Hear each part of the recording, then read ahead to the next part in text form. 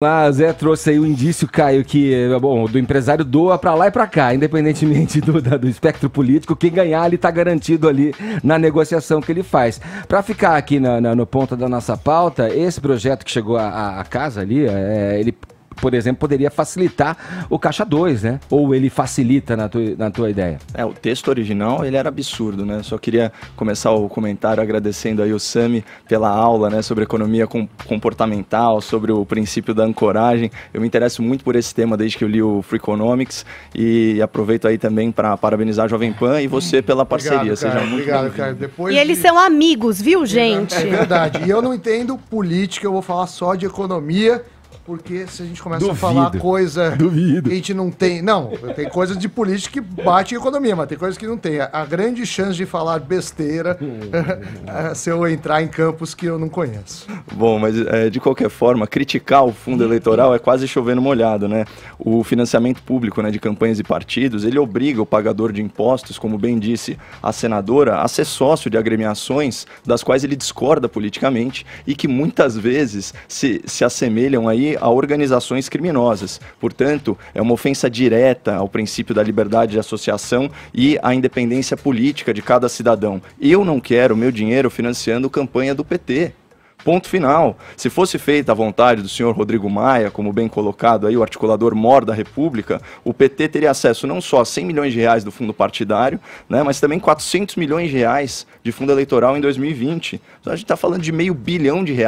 Isso caso aprovado aquele fundo estratosférico de 3,7 bilhões de reais, que, Sami, olha só, seria suficiente para tratar 80% dos casos de câncer no SUS. E é óbvio que o senhor Rodrigo Maia fala que sem financiamento público não há democracia. Ele próprio utilizou 700 mil reais de dinheiro público na sua campanha. Então, ele confunde o eu com o outro. Na verdade, não existe democracia pro senhor. Pergunte aí para os seus 8 colegas do Partido Novo que não utilizaram 1 centavo de dinheiro público e pare de desinformar a população. Bom, também outra coisa que é importante pontuar, o Zé trouxe a questão do mercado, de violar a democracia, e é verdade, porque o fundão ele viola o princípio de igualdade de condições nas eleições, já que só alguns poucos, isso mesmo entre os políticos, né, tem acesso a essa verba fácil. Portanto, fere isonomia, é inconstitucional e viola direitos humanos. Então, nesse sentido, a gente tem sim que parabenizar o Senado por ter freado todos esses excessos da Câmara Federal e do seu presidente. Aliás, finalmente, a gente tem o Senado Federal atuando como casa revisora e não casa carimbadora, né, que tem sido a marca registrada da gestão do senhor Alcolumbre, junto com a sua preguiça em pautar o impeachment dos ministros do Supremo Tribunal Federal. E só para o ouvinte, para ilustrar para o ouvinte o absurdo que era o texto original que passou na Câmara, obviamente em votação simbólica, de líderes, sem expor, né, os parlamentares, o texto falava o seguinte: ele liberava os partidos para prestar conta conforme os padrões da Justiça Eleitoral, ou seja, não precisava mais seguir os padrões do TSE. Ele aumentava os prazos para serem sanados os vícios burocráticos de candidatura. E esse aqui é o mais absurdo. Ele condicionava a punição do candidato ou do partido a dolo, portanto, a intenção de cometer a infração. Então, assim, você não declarou esse gasto milionário?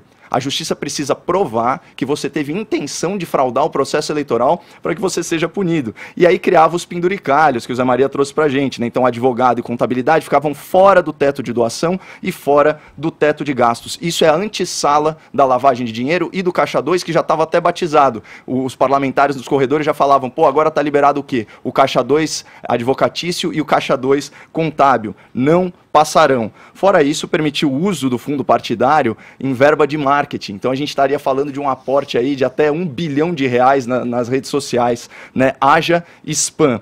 E aí tem um outro ponto também que eles tentaram passar que não emplacou no Senado, que é estender o prazo da adesão da candidatura à lei da ficha limpa. Portanto, hoje em dia, quando é feita essa análise, no momento de registro da candidatura, como que eles queriam que fosse? Até a posse.